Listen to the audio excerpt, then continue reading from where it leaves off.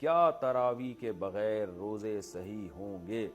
پورے رمضان کی تراوی نہیں پڑی اور تمام روزے رکھ لیے تو کیا روزے صحیح ہوئے یا نہیں؟ سلیم نسیم، دیکھیں تراوی اگر کوئی نہ بھی پڑھے تو روزے اس کے بہرحال صحیح ہو جاتے ہیں، روزوں پہ فرق نہیں پڑتا، لیکن تراوی سنت مؤکدہ ہے، قابل ملامت ہے وہ شخص جو تراوی کی نماز نہیں پڑھتا، تو اس لیے تراوی بھی پڑھنی چاہیے۔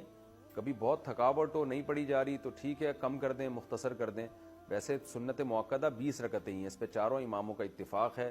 حضرت عمر رضی اللہ تعالی عنہ سے 20 رکعتیں ثابت ہیں، اور شروع میں اسلاف میں ہمیں 16 رکعتیں بھی ملتی ہیں، 20 سے زیادہ بھی ملتی ہیں، لیکن بعد میں جب تحقیق ہوتی چلی گئی تو چاروں امام اس پر متفق ہو گئے کہ کم سے کم تراوی کی رکعتیں 20 ہیں۔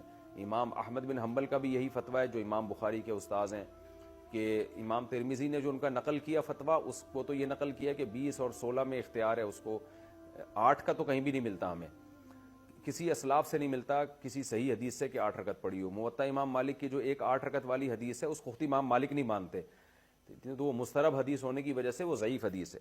تو موطا امام مالک میں بھی 20 رکعتوں کا تذکرہ ہے، اور بھی ہمیں بہت ساری روایات میں زیادہ تر میں 20 رکعتوں کا تذکرہ ہی ملتا ہے، اس لیے امت کا اس پر اجماع ہو چکا ہے کہ 20 رکعتیں۔ یہ اجماع ہونے کے بعد پھر اختلاف پیدا کیا ہے 20 سے کم، بعض لوگوں نے فتویٰ دیا کہ 20 سے کم۔